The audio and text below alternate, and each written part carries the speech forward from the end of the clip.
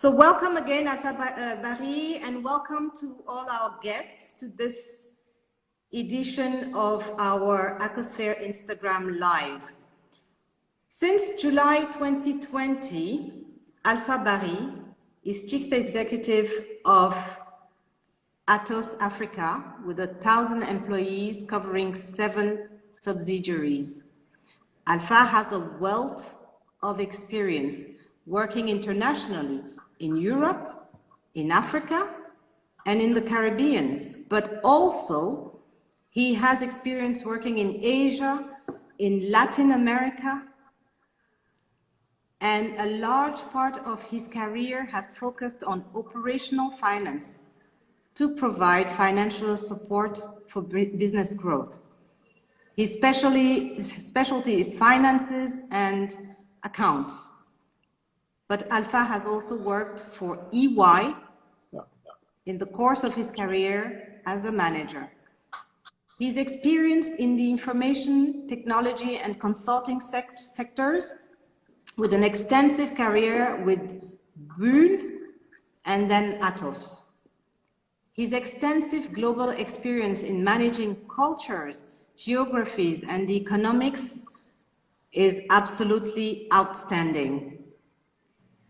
Alpha promotes and applies a culture of results to achieve the company's objectives. I won't tell you more because he will tell you his story. And I don't want to take away too much of the good time. So Alpha, if you're ready, I'm going to start with the questions now. Yes, Nadia, go ahead. Wonderful. So you've been working in prominent positions in sectors of information technology and advisory in such a broad geographical area as Europe, Asia, Latin America, the Caribbean, and Africa. Yeah. What is your story, Alpha? So I will try with the beginning of the story. I grew up in Senegal, in the south of Senegal. I went to school in a city called Ziguinchor. It's the region is called Casamance for the people who doesn't know Senegal. And I left Senegal when I got my baccalaureate, the French name of the when you move to university. And then I went to study IT in France. I did a Bachelor of Information Technology. Mm-hmm. And during my studies in information technology, I was also quite interested with all the matters regarding finance, regarding controlling. So when I finished my bachelor in IT, I went for a master in finance auditing. That period was a period where the audit companies was really rising, and there was a lot of projects in auditing the companies. Mm-hmm. So then I finished my studies of auditing, and I went for an internship at Bull. That was a long time ago. And after my internship at Bull, I was doing audit, and I was auditing the research and department of the company. I was hired by that company to run on several positions in the company before I got my first position in Senegal, where I was in Bull in Dakar. Mm-hmm. That was in 1987. So, and I was the first job I got was nothing to do with things I learned. The first job I got was chief accountant, while I didn't have any experience and not really good training on accounting. So I can tell you, I spent several nights in the office learning and knowing how to do debit, credit, and understanding what is a balance sheet, etc., etc. I did that position for 2 years, and then I started to say that I would not do all my career on doing debit and credit. So then I moved to EY, as you mentioned earlier. So I worked for EY in Senegal at Dakar. And the job I was doing at EY was to give some training and to do some implementation of softwares to companies, small companies and public organizations. Mm-hmm. In Senegal, but also in Mali, in several countries in Western Africa. So I didn't stay long in EY, but the positive thing when I was in EY, I got married with my wife. So at least this is the thing I remind me always with EY. I got married when I was at EY. Yeah. And then I came back to Bulle, and I moved to Douala in Cameroon, where I spent not a long time. Also, I spent 9 months. The time for our first son to be. He was born in Douala, my eldest son, and we spent a few months then, and we went to Caribbean islands. So I was the CFO for Bulle in the Caribbean islands, meaning mainly the French part of it, Guadeloupe, Martinique, Guyane, and some other islands around. Then I came back again to France for taking care of all the dom-tom, meaning the Réunion, La Réunion, and Nouvelle-Calédonie, Polynésie. So I was managing the finance for all these territories. Then I did a lot of positions in the financial corporate of the company. But what is important is at a certain moment, I went back to Africa again. So I went back to Ivory Coast, where I spent 3 years, almost 3 years. And before I went back to Ivory Coast, we had our second daughter. So the son was born in Douala, and our daughter is born in Nogent-sur-Marne, so it's close to Paris. And then in Ivory Coast, we spent 2 years in Ivory Coast before we moved to France again. And when I came back to France, I was working for the Eastern Europe countries and working for Poland, Czech Republic, Russia. So I was traveling on those countries based in France, but doing the controlling the finance in these countries. Then in 2007,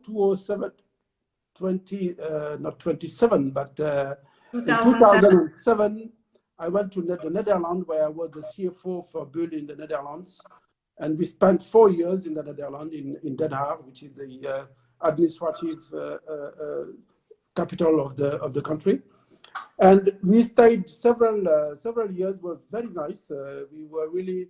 The first time I came to my wife and I said, "Listen, I have an offer to go to the Netherlands." She said, "Are you kidding me? I never go on these kind of countries where it's cold, and we'd rather go on the south, not on the north."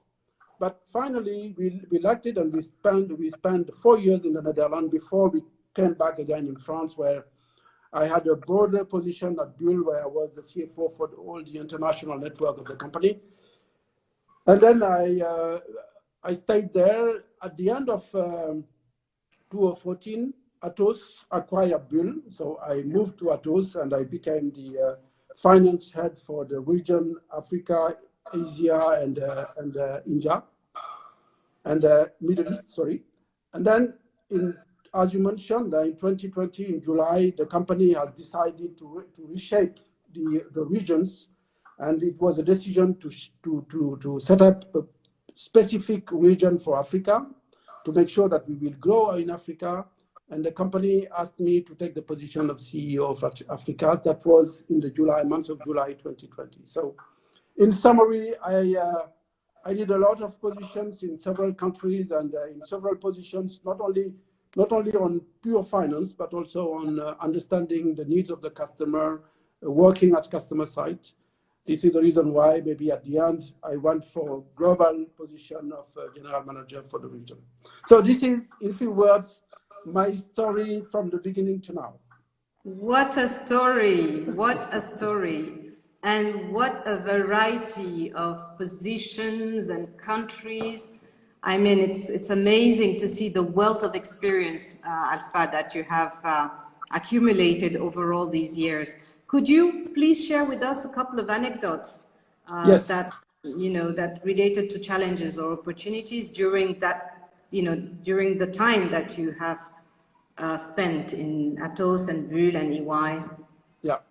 So I will try to find 2 or 3 anecdotes, but I would like to start with one anecdote, which was in fact when I was working at Bulle early 2000. And I sometimes goes to the office on Saturdays. That is something which is not usual in France, because usually people don't go to the office in the weekends, which is something regular in Africa. I was going to my office in Africa regularly on Saturdays. And then I arrived at the entrance, and I had one guy coming to me and telling me, "Hello, mister, can you tell me the cleaning company you are working for?" So, you know, it took me a few minutes or a few seconds, not minutes, but to understand. I was so surprised with the question, because in my mind, I didn't think that the guy was looking me on the eye that I'm coming here to clean the space.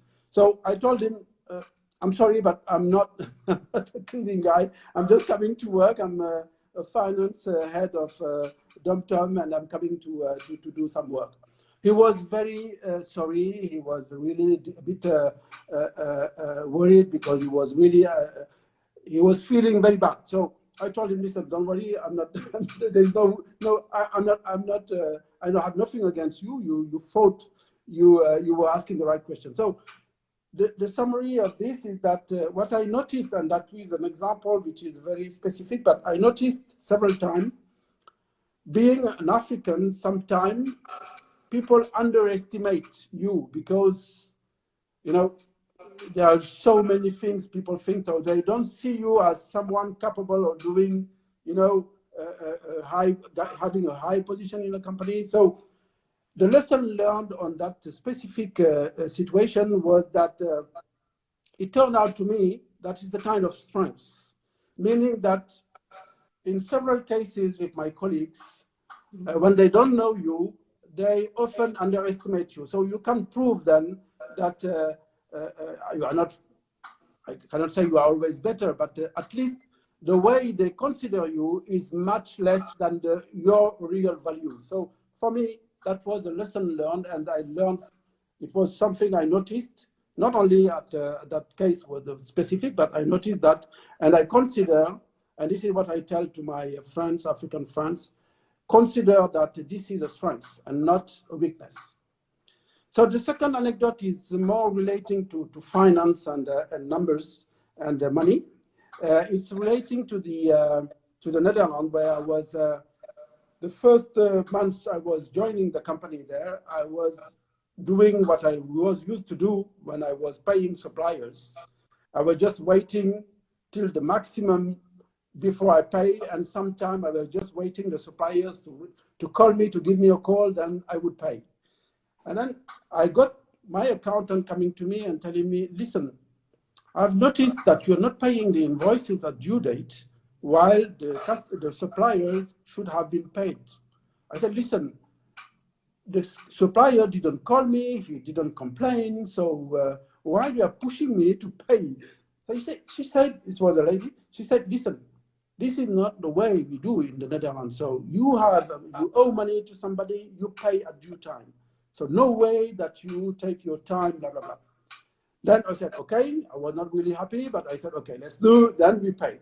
And a few days after, I went to her office, and I just took in the payment from the customer, not the supplier, but the customers. And I noticed that the customer was paying more than the value of the invoice.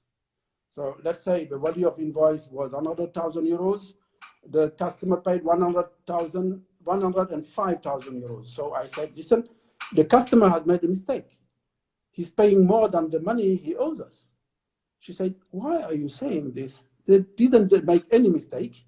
I said, "So how can you explain to me that they paid more than the value of the invoice?" And she said, "Listen, look, the contract was saying that they would pay us, let's say end of January. They didn't pay end of January, they paid mid of Feb. So they took the interest rate, they multiplied by the amount they due us, and they're paying interest. And the interest is the amount on top of the invoice they due us." So I was so surprised to hear that answer. That's for me. And you know, when you make the two examples together, one, I did not pay due time, then I took the good practice to pay at due time, and you see how the customer behaved for you, That was really perfect. So for me, that is a kind of summary of the culture of the business in that country. So, which is completely different to France, for example, or Africa, or Middle East, or the countries I worked in the world. So that these are two anecdotes. Just to check. The first one was to say, listen, sometimes people could think that it's a weakness because you are different, but consider that it is a strength. And the second one is that don't consider bad practices as being something everywhere in the world. That's not something you need to adapt yourself and to take the good and the right practices. And that was for me a very good lesson. So today I'm back to Africa, so I'm not facing the same culture, but I know how to behave with my customers and my partners. Thank you, Alpha, for those anecdotes. They both show us how important cross-cultural skills are in business, but I mean in everyday life, of course, but in business, because the more you understand the others, the less mistakes you will make, and you know some of those mistakes can cost a lot. Absolutely, absolutely. So Alpha, what in your trade or your activities make you a public speaker, and where do you get the confidence to stand and speak, and how do you command attention when you speak? So again here, and this is really, I think the question, the most difficult question you're asking me, Nadia, because that's really, and this is why I like very much what you do, Gilles, and yourself on helping the public to communicate better, to be able to express themselves and to be understood. So I have, let's say I have at least two practices which I always try to apply. The first one is there is a concept called low context interactions. So meaning that when you are speaking to people who are not the same culture, not the same origin, etc., there are some messages you could pass when you are together with someone who is close to you, and there are some of the messages you cannot pass. I take just a very simple example. In France, we are used to say second degré, yes, or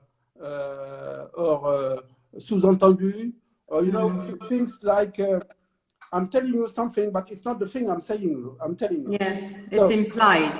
Yeah, absolutely. So this is typically what I will always avoid when discussing with an international or discussing with people I don't know, or I meet the first time, is to be very basic and having very rational messages, very simple messages. And I often hear my teachers telling me, when you are talking to an audience, you should consider that the audience is at high school, or not university, but high school. And you explain things in a very basic way, not considering that people are not smart people, huh?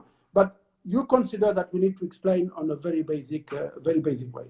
So that's the first principle I always try to do. And the second item of the second principle I try to apply also is having let's say a story during a presentation. For example, sometimes I do presentation on how are we going to improve the digitalization in Africa.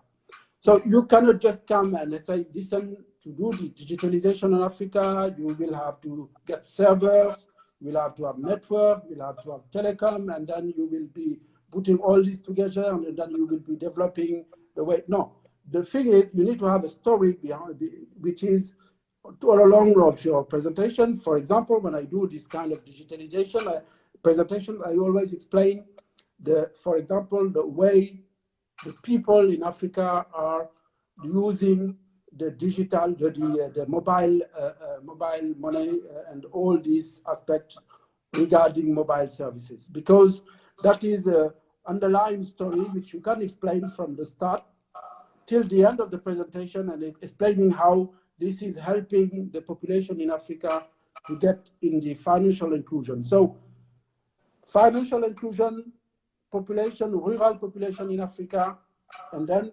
digitalization, how to implement, how to develop digitalization. That's an example which I try. So first one is to be basic, simple message, clear message, and second, storyline.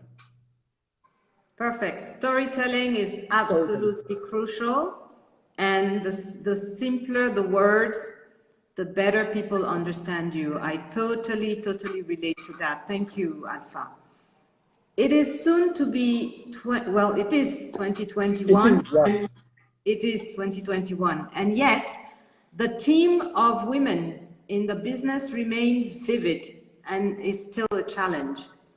What can men do to support women's empowerment in Africa particularly? Before I come to the answer on Africa, I just would like to give you a few words on Atos, because Atos has decided, it was in 2019, that we will improve significantly the ratio of women at leadership management in the company. And then the CEO of Atos just asked, at that time, there was 14% approximately in the global leadership. There are 300 managers of the company. In the 300 managers, there were only 15% of women. He said, I want to double that number in 1 year.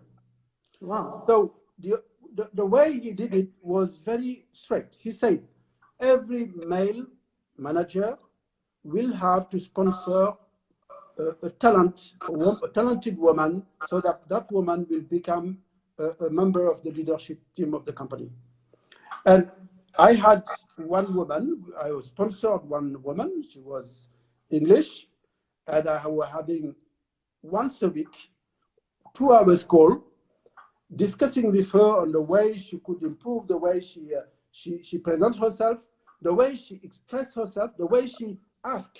Because the thing is, the majority of the people we were talking to, when I was talking to that lady, she was telling me, sometimes I think I can do something, I'm able to do something, but I will not go to my manager and tell him that I want to do this. So then we had discussions, and to come back to Atos, at the end, 1 year after, we moved from 14% to 30% of women at leadership position. So this is just to give you an example. And this is for me a really very sensitive question, and because it's really close to my heart, and because I see our moms in Africa, I see our aunties, I see our women, our daughters and sisters. So I see how everyone see how they behave on the economy. So in Africa, to come back to your question specifically, what we are started to do with Atos, and we started just 1 week ago, we started with women in Africa, which you know perfectly, Nadia.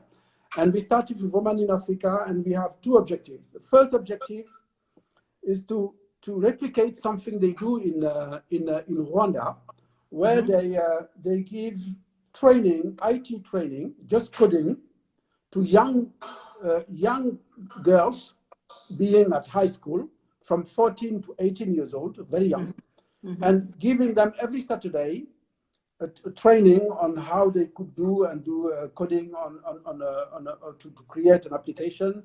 And by the way, the idea is not to go for, is to go really for young women with less earnings than for parents with less economic power, so that we will bring to them a computer, we'll bring to them a laptop, and we will put some internet kits on it, and we will train the girl so that she will be understanding how the information system work. So that's for the first program. The second program is that we will also, by the way, I know that you are at Gorée.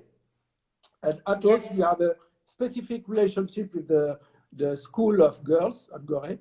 And we're thinking on how we could do some actions on there. So the second thing is that I would like to have a kind of internship girls, which we will bring at Atos in Senegal. We will start with Senegal, and we will hire them after an internship program. So this is something we will put in place, and we have already started that program. So to finish on this topic, we all know that the importance of the woman in the economy in Africa. We speak in Africa, it's not only Africa, obviously, huh? And we all know also and this is something which is not a theory, it has been demonstrated. When the women have a good position in a company, the company is getting better results. So there are many examples. I have in mind Citibank, where they had a proportion of women at the management position which was much higher than the other banks, and they were really performing much better. So we will do that, Nadia, and I'm confident with women in Africa, we will be together and we will find good plans to improve the leadership of the ladies in the companies in our continent. This is music to my ears, Alpha. I'm loving what I hear. Absolutely loving it. So thank you for that. We have listeners around the world, literally America, Europe, Africa, and Asia. Yeah. What advice would you give to those among them who are wanting to get into business careers similar to yours? And how do you see the future of women in STEM? That you've already answered, but maybe you want to add something. Okay. So there are few things. I think what I consider, and this is something I've noticed already when I started working. I don't want to have a specific discussion about the origin of the person, but what I would like to say, and sometimes I really met many people who were telling me, in the company, when you are a Black person, you will never achieve certain positions. This is something really which is extremely bad. It is wrong, and even if it is true, you need to fight, because if you consider that you have a position where you will be always blocked, then you will not go ahead. So my message would be, don't block yourself. So it means that you need to be extremely determined, because if you are determined, it means that you will never give up. You will continue, and you will continue, and you will work hard, and you will go beyond the expectation of people, of your manager, etc. So being determined for me is the first quality. The second quality is being resilient. So resilient is a word which is often used, but for me, resilience means one thing, that you could have problems, you could have failure, you could fail on some specific project, but you will not give up. You will continue, you will miss it, but you will come again, and you will work on it, and you will make it. So, and you will not give up. You will always fight, and you will be continuing, and you will continue to be determined. So the second aspect I would say is having ethics, because, and this is in particular maybe for the young Africans, because there are so many temptations, there are so many things which people will always try to come and give you some ideas which are wrong ideas. You need to keep the basic ethics behavior all the time, and that is really something. For me, it's a kind of fundamental, being that you cannot go ahead with a person who doesn't have the right ethics. And then I have to say also, for me, there is also a kind of, you need to have a life balance, meaning that you need to take care of family. It looks obvious, huh? But and keeping focused on the important matters, keeping focused on the work, keeping focused on the family, because I saw a lot of guys, and in particular also in Africa, doing thousands of things. I don't know how people could do politics and doing right jobs in the company. So for me, when I say focus, means that you will focus on the position, you will focus on your family, you will focus on getting results on your operations. But you cannot be also, I want to be, a kind of a politician to reach something else. But this is second. Then you need to say, okay, I will give up this thing and I will do this thing. But you need to be focused. So this would be the two things. So for women, maybe again, I think for women it is important to say that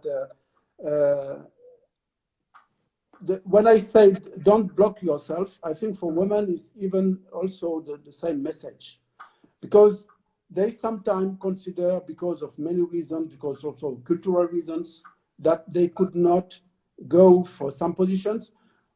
What is good is that in the young population, at least the young population of girls I see, I think that that cultural weakness is not there anymore. So at least this is the good news for the young ladies. But they continue; they will be determined.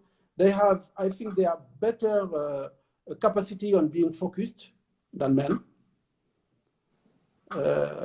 Just to give an example, it's not maybe it's a wrong example, but a woman in Africa would not be thinking on having several several husbands. While sometimes you could have a guy who's thinking about not focusing and having his several things, and which will be at the end hitting his own career and his own development in life.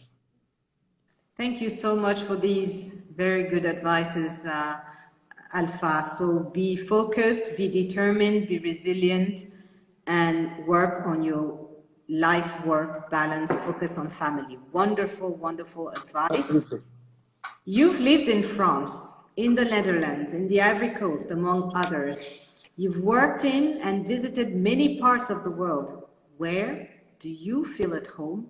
And how do you turn cultural challenges into opportunities? Okay, so it's a great question. So I will go for 3 countries, because these are the countries where I lived more. I live in Cameroon, but it was just 9 months, so I didn't really appreciate the whole things. And I lived in the Caribbean islands, in Guadeloupe, only 9 months or so. So it's not enough to really take advantage of knowing the country. And what I can say on, so I will start with Ivory Coast, where we spent 3 years with my family. What I like in Ivory Coast, so not talking business, what I like in Ivory Coast is getting in a taxi and talking to the taximan. So this is the only country in the world where I have fun when discussing with a taximan. Sometimes you could have in France, but they always complain. So they just say, okay, weather is bad, always negative thing. But in Ivory Coast, they will really tell you very funny things. So, and this is something globally, I think the population in Ivory Coast, I find a lot of humor in Ivory Coast. So it's really a country I liked living with my daughter, my son, and my wife. Unfortunately, it was the period where there was some crisis, political crisis, but I keep the positive things in my mind. On the business side, the issue, but that's not specific to Ivory Coast, there are 2 main issues in business when you manage the companies in Africa, at least my experience. The first one is getting paid from your customers, so at due time and not having difficulties. So that's something you need to prevent by getting the right solution, even helping the customer to get the funding, so that you make sure that the customer get the funding and you get paid. Otherwise, they could order some business to you and they will not be able to pay you. The second thing, which was quite challenging also, was relating to the tax audit.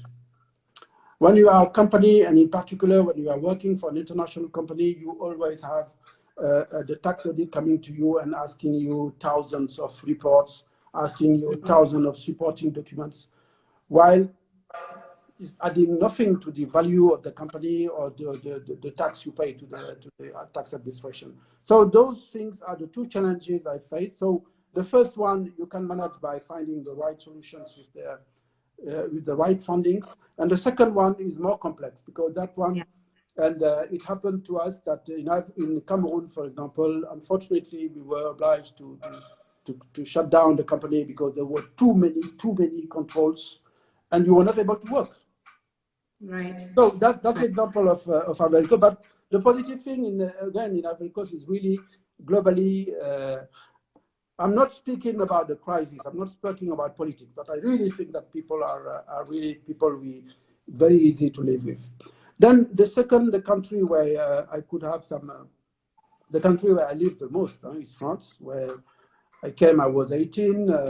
I went out from France, but I came back always in France, and it's really the basis. And my kids consider themselves rather at home in France because they're living currently in the Netherlands. The thing is, France has a very specific case in the world. It's not the Republic, but it's the fact that they say France is one community. So, and currently these days they're speaking a lot about it. They don't want the ladies, Muslim ladies, to have a car on the road. I understand on the public, when you work for the government, when you are at the office in the government organization, then you don't have to wear that. But on the street, I think everyone should be free to do what he wants. So it's complex. It's I think it's a good theory, but it's too theoretical. It's not really something which is concrete. But the thing is, in terms of business, I think the mix in France is there a mix of the northern culture and the southern culture of Europe. So it's not easy as you can find in some countries. But it's the country where I live the most of my life. The third one is the Netherlands, which is a country where I learned a lot because it's really different from the usual things we know, I knew. And the first thing is that in general, in the Netherlands, people, they trust on you, meaning that here in France, people doesn't trust on you by principle. In Netherlands, they trust on you by principle. So it's really the opposite. At least this is my perception. Huh? And just to give you one small anecdote, in one weekend, not weekend, but a week, I went to, when I was in the Netherlands, I went to France. I took my car to the airport and I went to the parking at the airport. And then I went to France, I took the plane and I came back 3 days after, but I've lost my ticket, my parking ticket. And then I talked to the guy who was at the security. I said, listen, I lost my ticket. He said, when did you come? I said, 2 days ago, 3 days ago. Okay, you pay for 3 days ago. That is something really a surprise to me, because in France, if you go to the parking and you lose your ticket, you will pay the maximum, 7 days. But in this position, the guy was just asking me and he was trusting me. He was not considering that I will tell him, listen, I came here yesterday while I came 3 days before. So this is the way which is really something very, very, very different from what I see here. The second thing is that in terms of business management, just take one day, look at the flag of France and look at the flag of the Netherlands. They are same colors. But the French colors are like this, vertical. The Dutch colors, the flag, are horizontal. This is a symbol, but it shows the way also the management goes. You cannot just be a boss and come to your team and say, listen, you have to do this, this, and this. You have to explain and to get the consensus from your team. You cannot just come and say, listen, you do it top down, that's it. No, it doesn't work.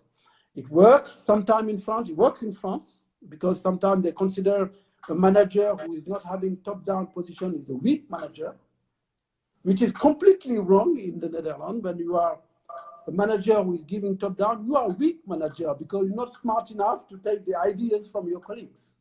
So this is exactly what is happening many times when you look at the meetings at the European Union, etc., where you have sometimes the French guy, Italian guys coming with top-down ideas, while we need to discuss and have a consensus. So the lesson for me on these three countries, frankly, I loved living in these three countries. What I learned is that in terms of business, you need to be very careful in terms of the tax audit, about payments, and you need to be very careful if you are working on the northern countries to be a manager who is not a kind of dictatorial manager. You need to be really a guy who is having a consensus with your team. Wonderful, wonderful, wow. So speaking to your youngest self, Alpha, with Yeah. the knowledge that you currently have today, what are the 3 essential pieces of advice you would give yourself to start a career? I think what I've said earlier, I could say the same, because when I come back to when I started working, I had several times occasions to let's say to drop or to say, listen, I will not do it. I will go for easy thing and I will do something else. So, and I always keep the spirit, what I was saying earlier, being always very determined, because you know you can make it. So you continue and you work hard. You will find some issues sometime. You will be failing, but you will make it. Just to I don't know. I'm sure there are younger audience here. They don't know the one singer, Jamaican singer called Jimmy Cliff. That guy who had a song, and I remember that I was in high school, had a song which was, uh, I forgot a bit the name of the song, but the song was to tell you in summary that you can get it if you really want. Yes. He was just saying on top of it, you can get it if you really want, but you must try. You must try, and try, and you will succeed at last. So You this can song, get it if you really want. exactly. So Yes. that song, I was not really a fan of Jimmy Cliff. I was rather a fan of Bob Marley. But that song is something I remember really. I was and I was listening to that song, and I was putting it in my head. And I said, this guy is really right. So, and I tried to apply that principle, which is really a very basic thing. It's not a philosophy coming from Voltaire or from Rousseau, or it's a singer from Jamaica. So, but I learned that lesson when I was a young student, and I really continue working on this thing. So, continuing being determined, being exemplary on the ethics, because you cannot talk to your team or to your people or to your manager telling them that they need to be exemplary if you are not showing by example. So management by example, I think this is something also which is very, very important. And then I finish always with the things I told you earlier. Take care of family. Thank you, Alpha. So do you have any final messages? This has been absolutely awesome. I see the comments. Everybody is loving it, congratulating you, Thank thanking you. you. So do you have any final comments for us? And guys, I know we've been overboard, but it was so good. Alpha, any So final messages? yeah. I will conclude maybe by explaining a bit what my passion today, because my passion today is really to contribute on doing getting Africa as being really a continent which will be taking the opportunity of digitalization, being really a fantastic way for Africans to show that they can develop this continent, and we will be able to develop it.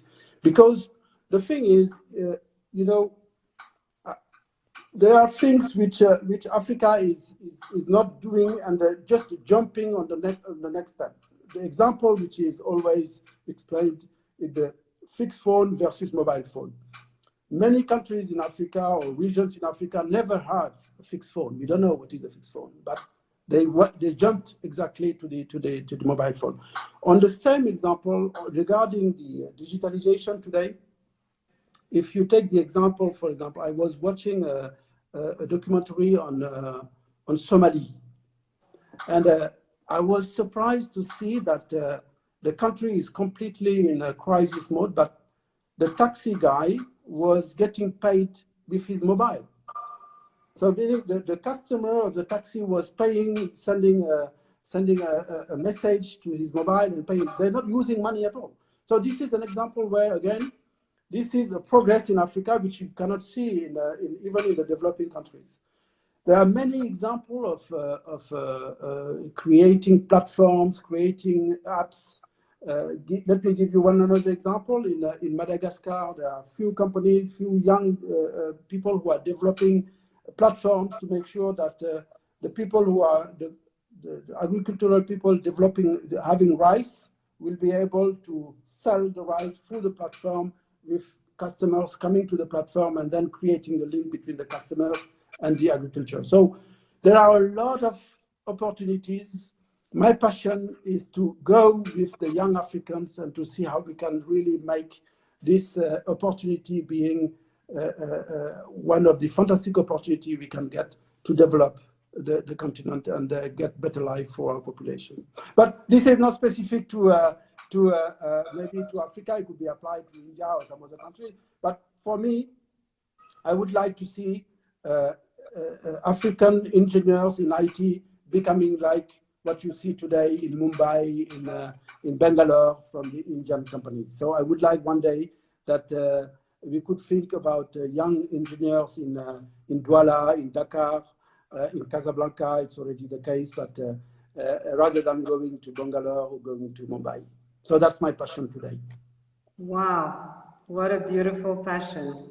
What a beautiful interview.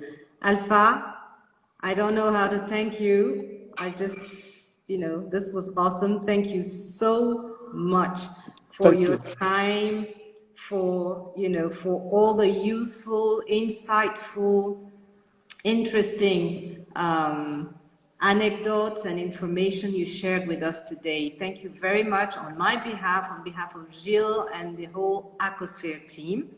And thank you on behalf of our audience who absolutely loved you. Listen, thank you very much, Nadia. And let me just say one thing. I really admire what you are doing together with Gilles, with Acosphere. So please continue. Thank you. We will do. That's a promise to you and to everybody. We will do. Excellent. And dear friends. So thank you very much. Thank you. Okay, thank you. Bye-bye. Bye. Thank you very much. Thank you. Dear friends, while you're still with us for a couple of minutes, I would like to announce that next week, listen to this, next Thursday, same place, same time, Gilles Acogny will be interviewing Olivier Laouché, the CEO of Trace. Trace is a huge worldwide music business. So if you want to hear all about it, make sure you join us again next week, same place, same time. Thank you for today. Thank you for staying with us. I know we went over time, but I'm sure you loved it just as much as I did. Stay safe, stay blessed, and see you next week. Bye-bye.